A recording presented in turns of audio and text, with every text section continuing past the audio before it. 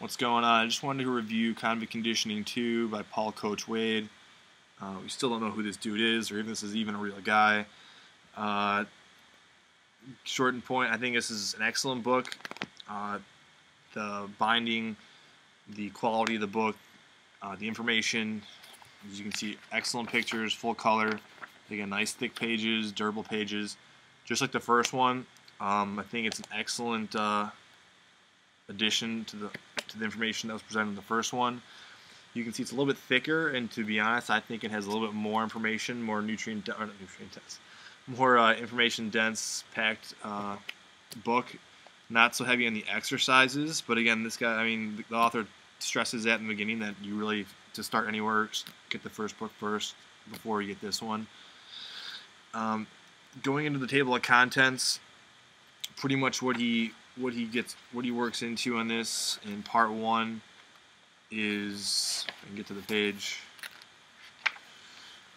you have what he calls his shotgun muscles, talking about the importance of having strong hands and forearms, and that in itself is kind of a lost art these days. Then he goes into the lateral chain. He didn't really touch on that too much in the first Convict Conditioning, all the lateral side muscles that you don't really work on.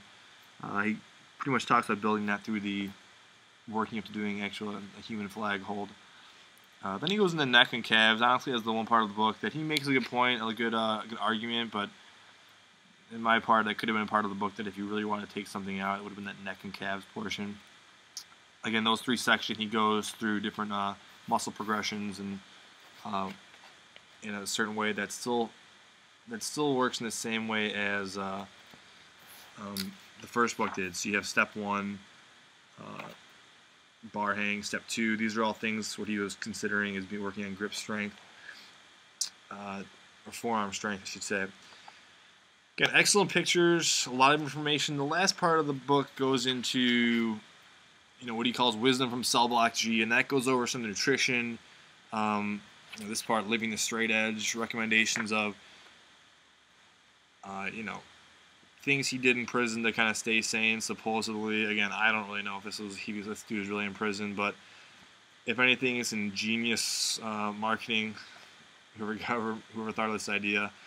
Then some bonus Q&A questions. But what I like about this, and even when he touches on nutrition and just the book in general, it's very no nonsense. It's very straight to the point. A book like this needs to be made nowadays. It's worth the money. I think definitely some people, if you've been training a long time, if you've been in the training game, here's an example of the flag progressions that he had. If you've been doing this a while, some of these things are kind of self-evident. If you're not kind of stuck in your own little routines, you're actually learning something and growing. A lot of these things you're gonna say, "Hey, I knew this already," but a lot of it is stuff that needs to be out there. I mean, the importance of that, you don't necessarily need to do passive stretching. We just saw a glimpse of that here. Him doing one of his, what he calls his trifecta stretching. You don't need all these crazy stretches to do all the time, and you don't need, a lot of times, like I always said the same way, what he calls it something different, like tension something. If I can see it here. He calls it, tension flexibility. I call it dynamic flexibility. Basically saying that you get you work the range of motion, you work the strength, and you're working the flexibility through the exercises themselves. You don't necessarily have to be doing these crazy stretches and warm-ups, and the benefit comes from the training itself. Overall, I think it's a great book. I think it's worth the money. It's definitely one of the better. This one and the first one, I think, to be honest, I think are the only books. I mean, I won't be that harsh. The few books of Dragon Door that I really would say pick up. The other ones are okay, but this is definitely worth the money. It's a lot of information. It's a nice book. It's something that it's one of those books you can pick up and get some good snippets of information. And if you're someone who's new starting out, this will save so much time, so much hassle of, headache of other areas that you've looked into before, that you're kind of like, what the, do I need to, without worrying so much about how to stretch a certain way, what exercises to do, how to progress. And he says basically don't worry about it. Even nutrition, I think the nutrition part is awesome because it goes into saying, as much as we worry about diets, and I have a strong belief in nutrition as well, but as crazy we are about diets, He talks about people in prison were generally strong. They had 3 square meals a day. Their nutrition was poor as far as their quality, but yet they still could get physically strong. So people that use that as an excuse, that you without optimal, quality supplements and things, you can't get strong. It's just BS. So he kind of proves that, and I believe that. I've always kind of believed that.